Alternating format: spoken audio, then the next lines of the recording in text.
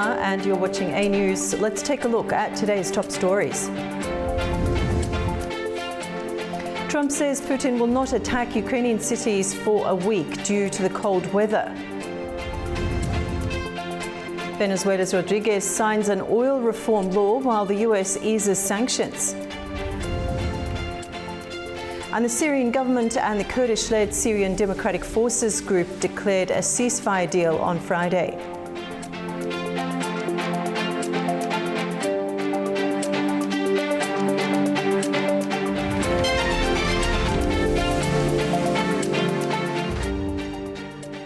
US President Donald Trump says he secured a temporary pause in Russian strikes on Kyiv and other Ukrainian cities, citing extreme winter conditions.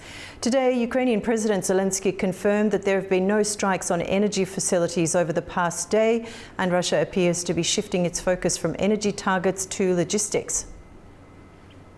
US President Donald Trump says Russian President Vladimir Putin has agreed to refrain from firing on Kyiv and other Ukrainian cities for 1 week, citing record-breaking winter conditions. And because of the cold, extreme cold, they have the same that we do. And I personally asked President Putin not to fire into Kiev and the various towns for a week.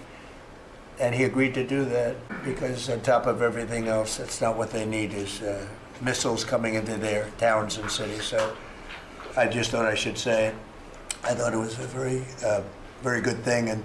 And Ukraine was almost, they didn't believe it, but they were very happy about it because they are struggling badly. Moscow has not confirmed any formal agreement. The Kremlin declined to comment on reports of a broader pause in strikes, including on energy infrastructure, while saying diplomatic contacts remain possible. Нет, я не могу пока это комментировать. I can't comment on that yet. The modalities will be negotiated until the meeting itself, but everything will be done to ensure the possibility of continuing the dialogue. Возможность для продолжения диалога. From Brussels, the European Union delivered a sharply critical response. EU Foreign Policy Chief Kaja Kallas accused Moscow of targeting civilians and deliberately using winter as a weapon, while announcing new emergency support for Ukraine. Russia is not making an even token effort towards peace. Now, energy is the new front line. The EU is responding with biggest ever winter aid package. This covers emergency equipment, funding and energy deliveries. Just today, we provided an extra 500 generators and 50 million euro for energy support. Overall, our energy fund has surpassed 1.6 billion euro. Despite diplomatic efforts, Russian strikes have already damaged Ukraine's energy network, leaving hundreds of apartment buildings in Kyiv without heating or electricity, as temperatures remain well below freezing. Ukrainian President Volodymyr Zelensky welcomed the US initiative, saying a pause in attacks on energy infrastructure could ease pressure on civilians, but warned that the real test will be whether any commitments are honored. The New START nuclear treaty between the United States and Russia is set to expire within days. Experts say unless the two sides reach a last-minute agreement, a move that would leave the world's two largest nuclear powers without formal limits on their strategic arsenals for the first time in decades. The world's last remaining nuclear arms control treaty between the United States and Russia is about to expire, raising fresh concerns over strategic stability and a renewed arms race. The New START treaty is set to lapse on February 5th unless Washington and Moscow reach a last-minute agreement. If it ends, the two countries would be left for the first time in more than 50 years without any binding limits on their strategic nuclear weapons. Signed in 2010, New START caps the number of deployed nuclear warheads, missiles and bombers, and allows inspections and data exchanges aimed at building transparency and trust.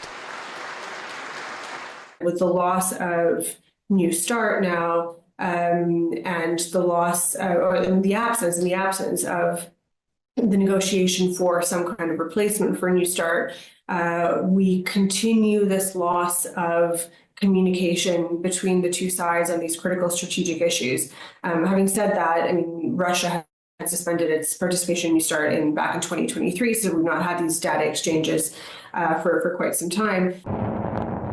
That loss of communication matters. Without inspections or verified data, both sides are left relying on assumptions, increasing mistrust and the risk of miscalculation. The security environment has also changed. Russia has tested new nuclear-capable systems beyond the treaty's scope, while the United States is increasingly focused on China's expanding nuclear arsenal. The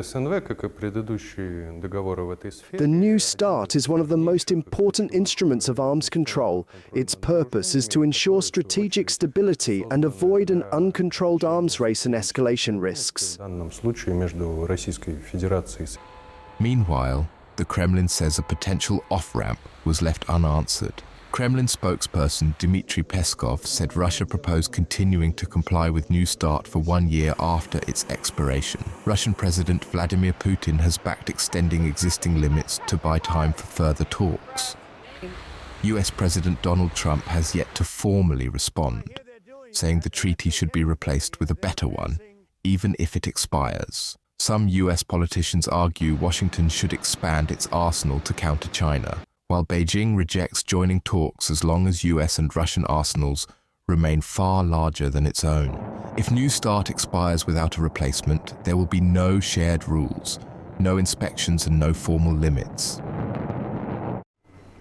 Speaking at a cabinet meeting in Washington, President Trump said the US will reopen Venezuela's commercial airspace, allowing Americans to travel there soon. He also announced that major US oil companies are scouting opportunities in the country's energy sector.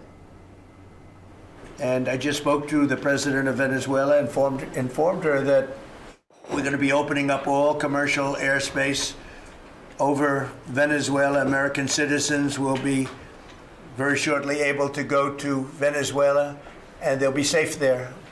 We have the major oil companies going to Venezuela now, scouting it out and picking their locations, and they'll be bringing... Venezuela has approved changes to its hydrocarbons law. The move comes as the government points to possible steps by the US to ease restrictions and reopen commercial links.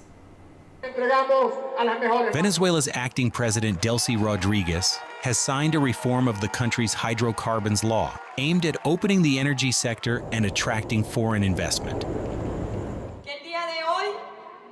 Today, I received a call from United States President Donald Trump and Secretary of State Marco Rubio. They inform me that we are taking important steps, including lifting restrictions on Venezuela's commercial airspace, so that airlines and investors can return.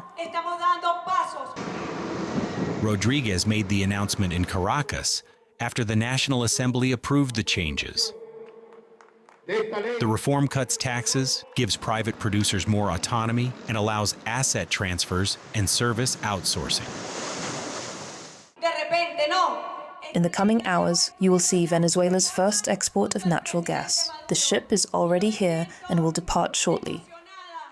The government says the changes are meant to revive oil and gas production after years of tight state control and international sanctions. This law reflects President Nicolas Maduro's vision for the future. It was developed together with him, and today we are delivering it for the people of Venezuela.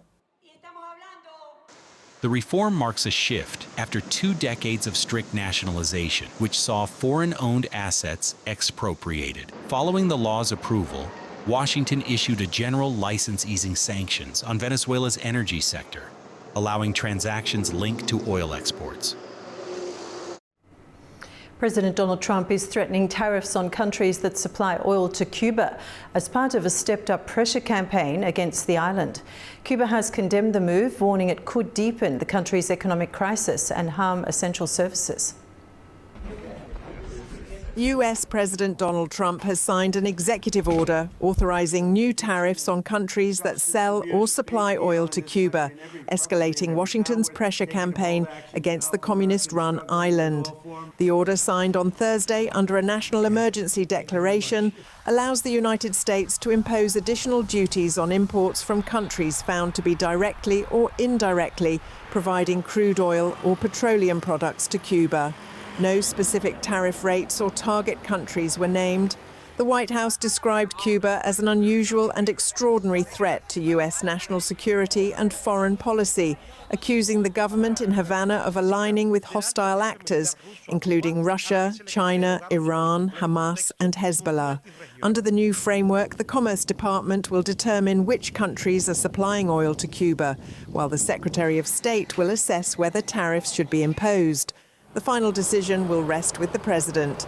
US actions against Venezuelan oil exports have already worsened fuel shortages in Cuba, contributing to rolling blackouts across the island. Speaking to reporters on Thursday, Trump denied trying to deliberately choke off Cuba, but said the country would not survive under its current system. Badly, we have a lot of Cuban Americans who really were treated very badly, and they'd probably like to go back. And no, I'm not trying to, but it looks like it's something that's just not going to be able to survive. I think Cuba will not be able to survive.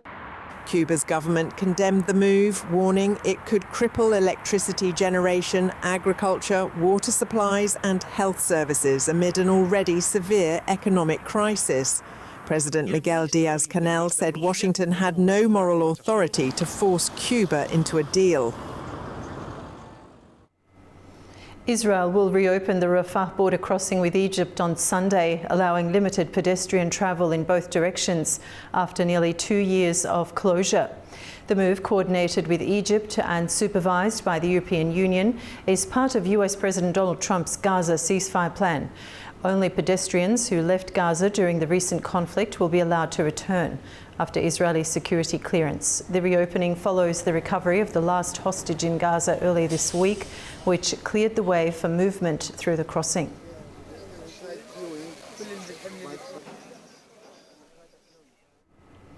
Residents in the West Bank are lining up for hours to buy cooking gas. It's after a shortage driven by reduced deliveries and rising demand has now stretched into its second month.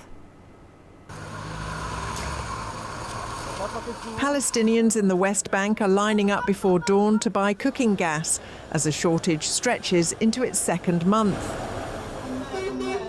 In the southern city of Hebron, long queues form outside gas stations, with families carrying empty cylinders and waiting hours for supplies. For more than 20 days, we have had this issue. For the past 4 days, I've been trying to get cooking gas. Today, I came at 4 a.m. so I could get some.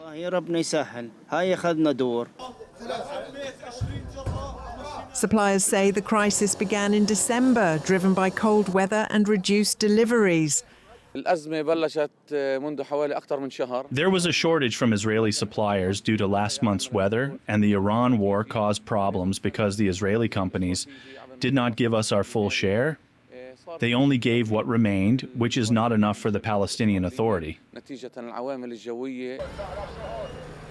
Officials say many households are also using cooking gas for heating, further increasing demand. So far, authorities have not said when supplies will return to normal, leaving many families uncertain about how they will meet daily needs. Over to Nigeria now, where the military leader blames France, Benin and the Ivory Coast for an overnight attack on the country's main international airport. The government warns it could respond to what it calls foreign interference. Gunfire and loud explosions were heard just before midnight on Wednesday around Nigeria's international airport in Niamey. The country's military ruler accuses France, Benin and the Ivory Coast of backing an attack. General Abdurrahmane Tiani says those countries for sponsoring the overnight assault on Diori Hamani International Airport. He warned of retaliation, though no evidence was presented to support the claims. We congratulate all the defense and security forces who knew how to coordinate their action, as well as the Russian partners who professionally defended their security sector. We remind the sponsors of these mercenaries, notably French President Emmanuel Macron, Benin President Patrice Talon, Ivorian President Alassane Ouattara. We have listened to them bark enough. They should also prepare to hear us roar. Officials say 20 attackers were killed, while 4 Nigerian soldiers were injured. 11 people were arrested in connection with the incident. State television reported that one of those killed was a French national. Several aircraft were damaged while parked on the runway, with minor damage but no passengers or crew were hurt. Calm returned to Niamey by Thursday morning. Shops and schools reopened, although security remains tight near the airport. Since taking power, Niger's military leaders have cut ties with Western countries and moved closer to Russia, following a similar path to Mali and Burkina Faso, as violence linked to extremist groups continues across the Sahel. And now let's take a look at some major developments in the world of sport. Azerbaijan's Karabakh Football Club has been paired with Newcastle for the UEFA Champions League knockout phase playoffs in February. The first of the two scheduled games is set to take place at the Tofik Bahramov Republican Stadium in Baku. Katie Wilson brings us more. Well, it happened and Karabakh have drawn Newcastle United in the knockout phase playoffs of the UEFA Champions League. That means that on either the 17th or the 18th of February, Newcastle United, known as the Toon Army, will descend right here to Tofik Bahramov Stadium in Baku, and the following week, Karabakh and its fans will head to St James's Park in Newcastle. And what will happen, the two scores from both of those games will be added together. The winners will progress to the last 16, the losers will be out. This is knockouts, there's no second chances. Because Newcastle finished higher in the league stage, they'll play away first, then at home second, and that is seen as the advantage. But it's worth pointing out that Newcastle are away to Aston Villa and Man City in that same week. So could that work in Karabakh's favour? Now, Newcastle, we've been hearing more and more about in recent years. It's another English Premier League side. They've improved drastically since a change of ownership. They were winners of the Carabao Cup, but we can say that it's probably the easier opponent for Karabakh. The alternative would have been Paris Saint-Germain. Newcastle are known to hold their own against stronger teams, but they've not quite got that consistency down yet. So anything really can happen over these next two games. It's all very exciting, and I will bring you all of the latest developments as the tournament progresses. And thanks to Katie for that report. Italy is finalising preparations for the Milano Cortina 2026 Winter Olympics, set to open on the 6th of February. While rehearsals and volunteer training are in full swing, tensions have emerged over US security involvement. With just 1 week to go, Italy is preparing for the Milano Cortina Winter Olympics, running from February 6th to 22nd. Milan will host ice events, while Cortina and other northern resorts handle skiing. Over 3,500 athletes from 93 countries will compete for 195 medals, with ski mountaineering making its Olympic debut. IOC President Kirsty Coventry visited the venues last week, praising Italy's blend of culture and sport. The venue, the rooms are beautiful. Being able to go and see where the gym would be and where the dining hall, which again has some historic moment, which again is what Italy is known for, is blending history and culture and passion. So it's been a fabulous day so far. We're excited to be here. Rehearsals for the opening ceremony are underway at Milan's San Siro, involving more than 1,300 performers and volunteers. The show will also feature co-host cities, with over 1,400 costumes highlighting Italy's history. Having two cauldrons will somehow double the excitement of lighting the flame. So Milan and Cortina, the two host cities of the Games, will take center stage in the final moment when this wonderful cauldron is lit. That moment will be a spectacle within the spectacle. So we will create this magical moment, paying tribute to the sacredness of that flame, which represents the values of sport and marks the beginning of the Olympic Games in all territories. However, not all attention is celebratory. The US has confirmed that federal immigration agents from ICE will provide security support for American delegations, a decision that has sparked anger in Italy. I don't think an additional police force is necessary. Italian forces, given the country's safety, are already capable of protecting the American athletes. This is the first time we hear about the need to protect American athletes with special forces. Moreover, they are also treating the American people in an undignified manner. So there is really no need for it. Milan's mayor also criticised the move, while Italian officials insisted ICE agents will not operate on Italian streets, emphasising that security will remain under Italian control. We'll take a short break now, and when we return, we'll examine US President Trump's announcement that Russia has agreed to pause attacks on Ukraine for a week and what this pause means for the war and diplomacy. Stay with us.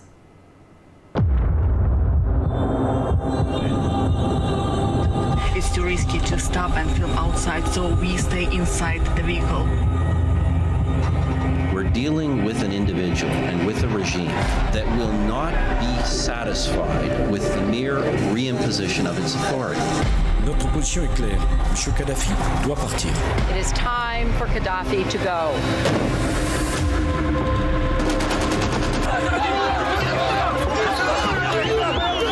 اليوم ليس هذه الأماني والطموح اللي كنا نحلم بها في 2011. دولة ملكنة في بعض المشاكل الميليشيات هذه صايرة في برنامج البلاد في ليبيا. الحصول على هذا المستوى ليس بالأمر السهل في دولة تشهد عدم استقرار سياسي من حوالي أكثر من 14 سنة. لو ما تدخلش الجانب التركي وحاول انه هو يهدي الوضع، يوم احنا تحولت هذه الحرب لحرب أهلية. We're having the infrastructure to produce 11 BCM cubic meter of gas per year. هو إشارة قوية بأن ليبيا وصلت إلى مستوى من الاستقرار لا يمكن أن تعود به إلى الخلف.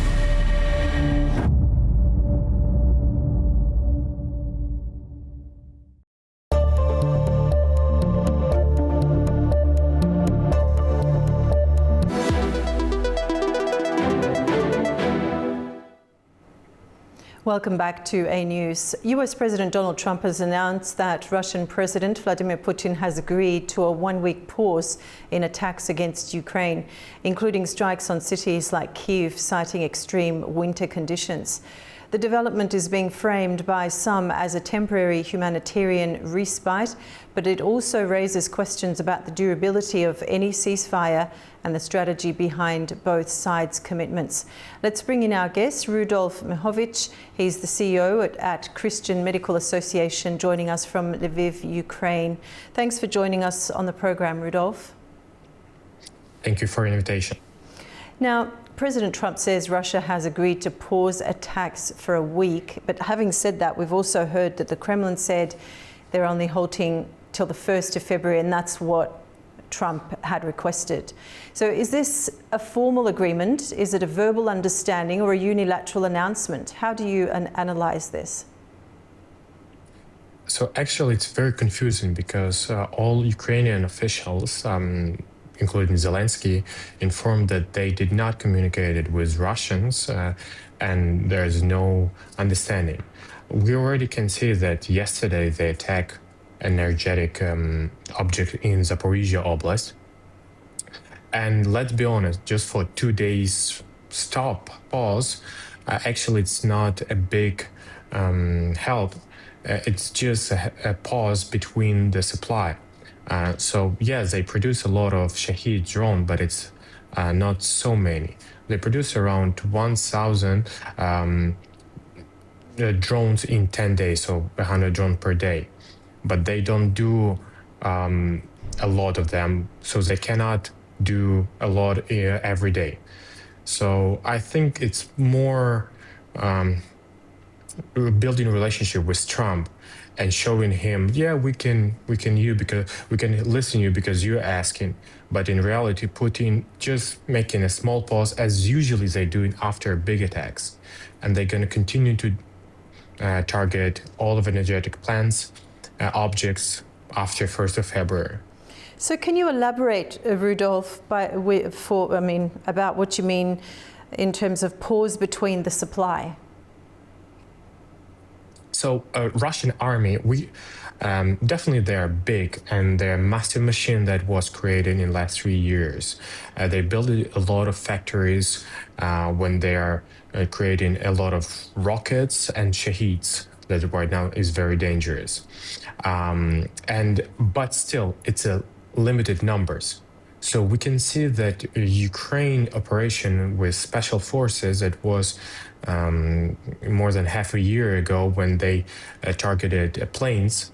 We see the impact on that. We see the behavior of planes right now. So the strategic aviation that should launch rocket like X-22, many times they are not doing that, but just flying and landing.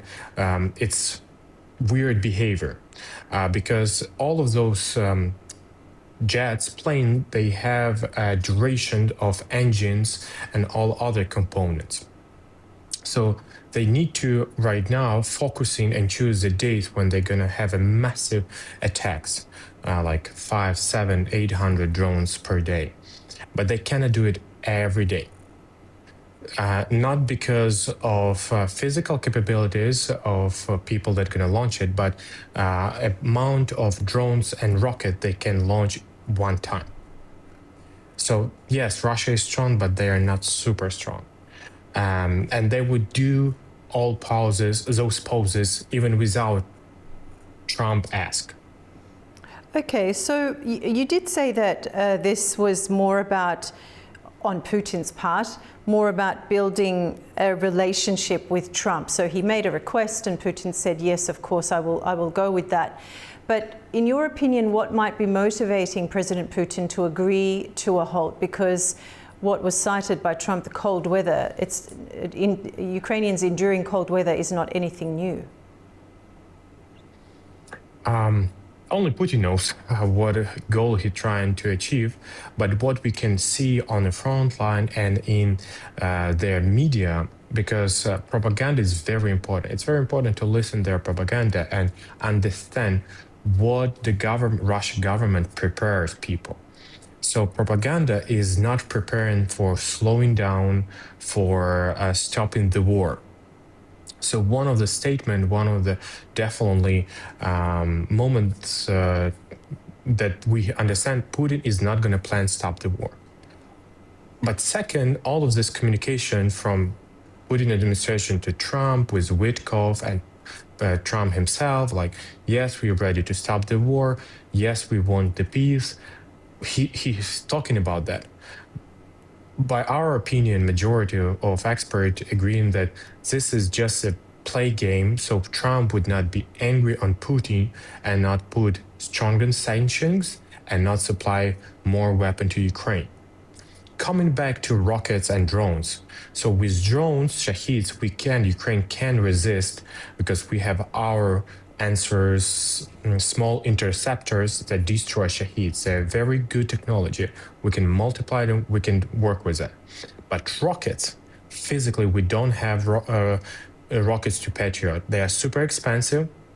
Europe didn't pay for them. Zelensky proclaimed and said that Europe did not supply funds for that program, Pearl, and that means America did not give it to Ukraine. So I think Putin is trying to play this game to stop support Ukraine or decrease, not having more sanctions, because we see the reaction, the India decreasing the amount of oil buying, China also the big player in that, and they're impacting on Russia a lot. They're a big economical partner for Russia. So if Trump will put more sanctions, Putin will be really hard to stay and support. We already can see that in some regions, the salaries or payment for joining to army decreased. It's not happening because of good life. This happened because of regular Ukrainian attacks on oil and gas stations. And also the work that's been done with tankers and all other European and American moves in the Pacific Sea. And Rudolf, how has President Volodymyr Zelensky in Kyiv responded to this announcement? Is Ukraine treating this as a genuine pause or cautiously? I would say more cautiously. Because, as I said, was no communication between Russia and Ukraine about this pause or peace. and it's just 2-3 days. It's not changing dramatic situation. And we convinced many times that you cannot trust Putin on. We already had energetic peace or agreement last year. And definitely the amount of attacks was decreased, but still they targeted a lot of the energetic station in east and central Ukraine. So yeah, we did not have national blackouts, but those regions closer to the front line, they were suffering a lot. So I think Zelensky is trying to be cautious, not super optimistic, and to see how Putin is going to behave. And sorry, go ahead. Sorry, go ahead, Rudolf. And I think Putin is feeling the pain when we are attacking a lot of oil stations. So I think this is not the end of the conversation, because we are quite successful in destroying many gas and oil stations. So I think this is not at the end of this communication. And what role did the United States play in securing this pause, and what leverage did Washington actually use? As minimal as the pause is, as you've underlined, it doesn't make a huge difference for people on the ground enduring the results of the war. I think Trump is trying to build a successful picture that he's trying to achieve a deal. That what he's talking about a lot, and that what he's trying to give to his listeners, mega population, that he is successful, because he has big problems inside of United States. The economy is not growing or not so good as he promised. The oil and gas is also not decreasing as he promised. So he need to show some results. He liked very much what happened with Venezuela and Iran, and I think he's going to have more moves like that, like radical, sometimes aggressive. But in some of the not understandable way, he likes Putin, and he's trying to be liked by him. So this law between both of them are, or from Trump, are hard to explain, and we will see more of those results in the future. And is this pause likely to give either side a tactical or operational advantage? I know you mentioned what it could mean for Russia, but what about for Ukraine? A great question. 2-3 days will definitely help us to cover and stabilize system. But some of the damage was done so badly that even in summer we will have blackouts or electricity limitations. When we're talking about frontline, the army is supplied with automatic separate generators, and many factories also have that. So critical infrastructure is already supplied with independent energetic supply. It's more a problem for civilian population, for hospitals, for a small business, for middle business, because they need to spend more funding to buy generators, to pay for the fuel. So for civilian population, it's really hard, but for army, it's not a big difference, because army is supported. Even more can tell.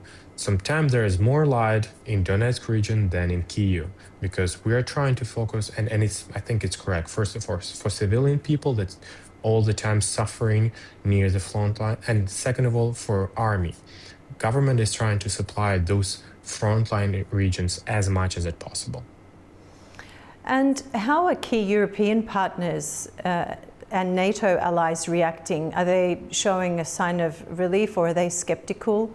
Or is there pressure for something more enduring from their side? So we heard about energetic Rammstein, and I guess what I read from the news, and we see that it's coming, the help is coming to Ukraine, or additional generators, power plants, big that can supply 1 million population, they are doing that a lot. We see the Baltic countries is decollecting gas generators and etc. and transporting them to Ukraine. On supply side, they behaving very good.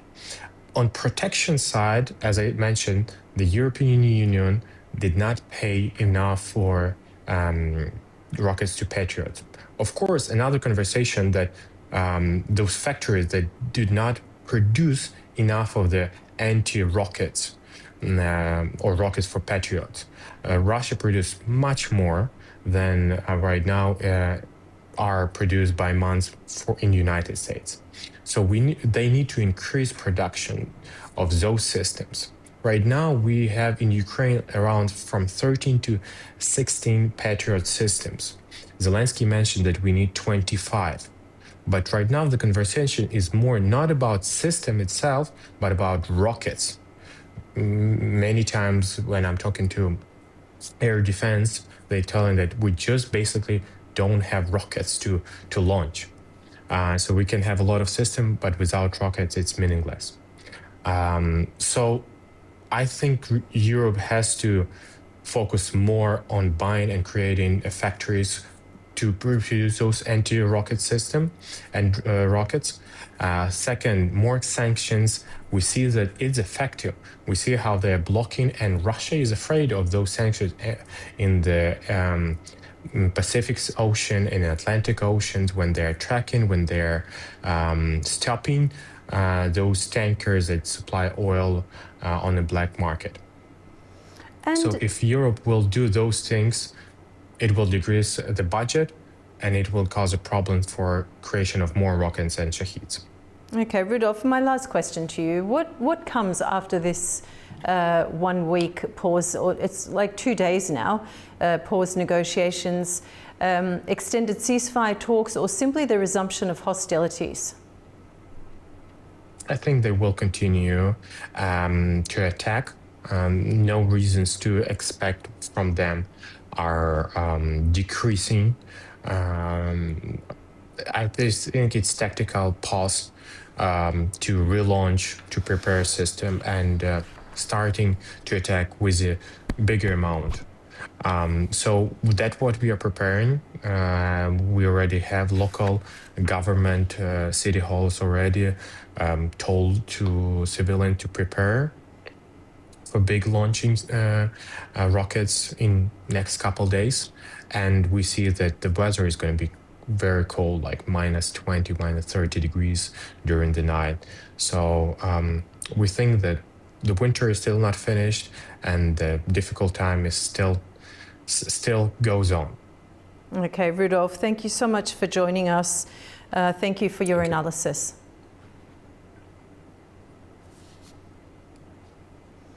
We'll take a short break now, and when we return, we'll look at the major stories from the region. Stay with us.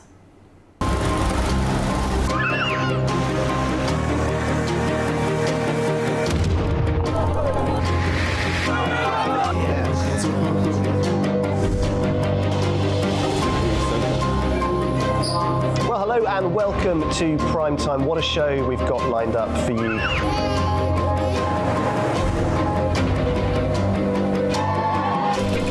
In a complex world, clarity is power.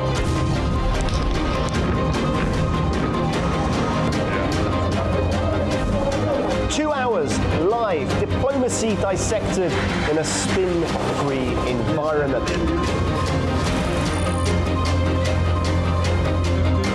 That's Prime Time with me, Guy Schoen, weekdays on A News.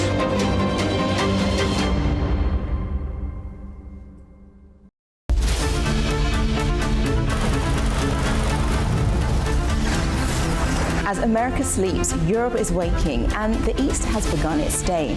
A News is right here at the center, bringing you the latest stories as they break. I'm Nadia Jani, here with you each weekday morning to share latest world news and the stories shaping our region. Across all platforms and wherever you get your news, we explore the context behind the big headlines. Live from Baku, I bring you a diverse mix of regional and international news, sport and politics for you, an audience that wants a bit more. So join me Monday to Friday for the latest headlines, expert analysis and live updates from around the world. Around the globe and live from Baku, this is Daybreak here on A News.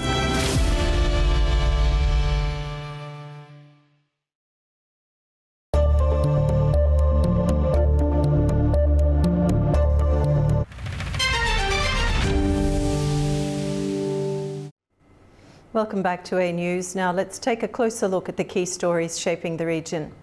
Syria's government and the Kurdish-led Syrian Democratic Forces have reached a comprehensive agreement on Friday. The deal will integrate Kurdish forces and administration into the state following weeks of clashes in the north and northeast. Under the deal, government troops will enter Kurdish-led cities while 3 SDF brigades will join the Syrian army. Kurdish civil institutions will also merge with state structures. The agreement extends the current ceasefire for 15 days and aims to prevent further fighting.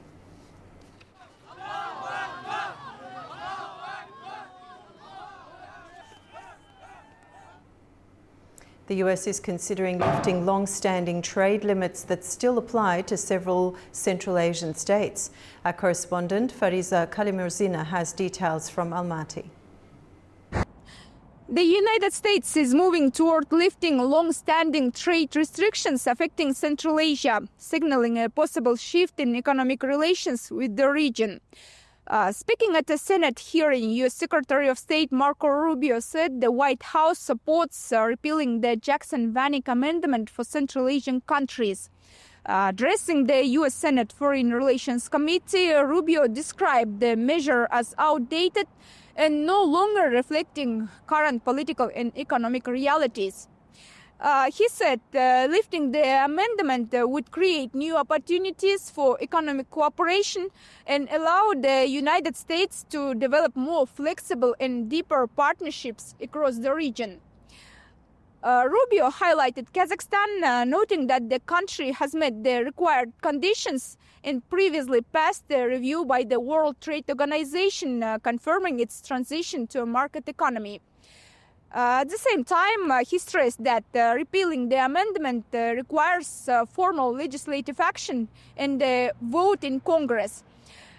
Lawmakers also confirmed that the draft bill has already been prepared in the Senate. The initiative to fully remove the amendment's application to Central Asian countries is now ready for additional consideration. For Kazakhstan, the issue has remained unresolved for years. While the amendment was lifted for Ukraine in 2006 and for Russia in 2012, Kazakhstan, along with Kyrgyzstan, Uzbekistan, Tajikistan and Turkmenistan, remains formally subject to it. And in the summer of 2024, Kazakhstan's Ministry of Trade again appealed to Washington, saying the country is ready to expand non-resource exports to the United States across 90 product categories. Adopted in 1974, the Jackson-Vanik Amendment originally restricted trade with the Soviet Union over limits on immigration. And after the collapse of the USSR, it was automatically extended to former Soviet republics. Fariza Kalimurzina, Almaty, A News. Turkish Foreign Minister Hakan Fidan met his Iranian counterpart, Mr. Abbas Araghchi, in Istanbul, where the two held a joint press conference following bilateral talks. Speaking to reporters, Turkish Foreign Minister Hakan Fidan stated that Ankara supports negotiations and hopes Iran's internal issues will be resolved peacefully by its people without external interference. Bölge ülkeleri huzur, istikrar. We have conveyed to all our counterparts at every opportunity, starting with our president, that we are against a military intervention in Iran. Our president also spoke with Mr. Pezeshkian on the phone this morning. We reiterate here that we are against resorting to military options to solve the problems. We do not believe that this will be very effective. Turkey and Iran have always stood by one another in both difficult and easy times. We thank President Erdogan and Hakan Fidan for their active role and support for Palestine. The illegitimate interference of outside actors, particularly the conspiracies of the Israeli regime, aim to destabilize the region. We oppose any action that could destabilize peace and security. The foreign ministers of Azerbaijan and Iran, Ceyhun Bayramov and Abbas Araghchi, held a phone call. They discussed the tensions around Iran, emphasising that any issues should be resolved through international law and diplomacy. It was stated that Azerbaijan will not allow any state to use its territory or airspace to carry out military operations against Iran or any other country. The ministers also exchanged views on other matters of mutual interest.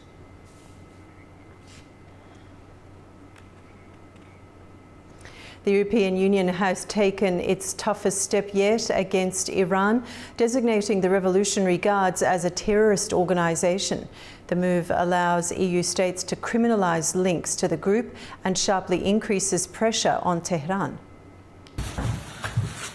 The region does not need a new war. That's according to European Union Foreign Policy Chief Kaja Kallas when asked if the bloc would support US military action against Iran. The comment comes as the EU has designated Iran's Islamic Revolutionary Guard Corps, or IRGC, as a terrorist organisation. It marks the bloc's strongest move yet against Tehran. The move follows a violent crackdown on nationwide protests in Iran earlier this month, which left thousands of people dead. The demonstrations pushed EU states to back tougher action rather than escalation. This will put them on the same footing with Daesh, Hamas, Hezbollah, Al-Qaeda. Those who operate through terror must be treated as terrorists. Ministers also imposed sanctions on those responsible for the brutal crackdown of protests, including the Minister of Interior. Repression cannot go unanswered. The IRGC was created after Iran's 1979 revolution to protect the ruling clerical system. Over time, it has become one of the most powerful institutions in the country, controlling large parts of the economy, the armed forces, and Iran's missile and nuclear programs. Tehran condemned the decision, with Iran's foreign minister calling it a strategic mistake that would damage Europe's own interests. At the same time, dozens of protesters gathered outside the European Council in Brussels, welcoming the announcement. We don't ask any intervention inside Iran. We don't ask to start a war with Iran, for America to bomb us. We don't ask all of that. What we just ask is support us like that. Just say we do not negotiate with terrorists and it ends there. The rest is up to the people of Iran inside Iran. Like it's their voice and we need to hear them. In fact, it's a very, very a strong signal from the European Union about in supporting of the Iranian people and stopping the appeasement policy. Alongside the designation, the EU also imposed new sanctions on senior Iranian officials, media regulators, and technology firms linked to repression and surveillance, tightening pressure on Tehran while keeping diplomatic channels open. With only 3 months remaining until the 13th World Urban Forum, a special information session was held for media representatives. Journalists and media executives took part in an in-depth briefing on WF13 with a strong focus on the role of the media in the forum. Speaking at the session, UN Habitat Chief of Communications Ekaterina Bachina said the World Urban Forum is the second largest conference of the United Nations. She noted that this year's forum will focus on housing as well as building safe and resilient communities. Bachina also highlighted what is new for WF13, outlining the key expectations and priorities of this year's forum. So there is always something from the host in every World Urban Forum. They bring something new. And Azerbaijan is a very enthusiastic host. They are proposing a lot of ideas. One of the ideas that they want to realize is to have a high-level summit where they bring top people, top thinkers, political leaders to focus on the housing, so it is very important. Also, we would like to engage more private sector, startups, innovators to offer us innovative housing solutions. They can come and be part of the Urban Expo, so that is something new and interesting that is going to happen. Afghanistan's food crisis continues to deepen, with millions facing hunger and malnutrition. Now, a major new initiative aims to strengthen food security and help vulnerable families rebuild their livelihoods, with the United Nations Food and Agriculture Organization and the Asian Development Bank allocating $100 million for a new program in Afghanistan. Our correspondent Tamim Bahis has more. The Food and Agriculture Organization of the United Nations and the Asian Development Bank have allocated $100 million for Afghanistan to boost food and nutrition security and restore agricultural livelihoods across the country.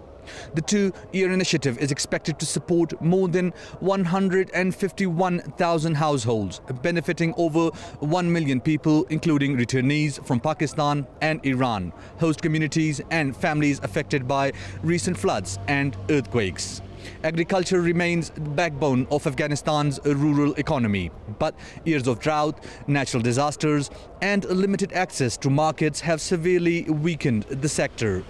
Large-scale return movements from neighboring countries have added further pressure on already vulnerable communities. In 2026, an estimated 17.4 million people are projected to face acute food insecurity, with millions experiencing emergency-level hunger and high rates of malnutrition. Persistent drought and expected La Nina weather patterns are likely to worsen the situation. Since 2022, FWO says funding provided through its partnership with the Asian Development Bank has helped millions of Afghans restore crop and livestock production and stabilize food supply chains during a prolonged humanitarian crisis. Tamim Bahis in Kabul, A News. That's the news for this hour. Stay tuned to A News for more updates.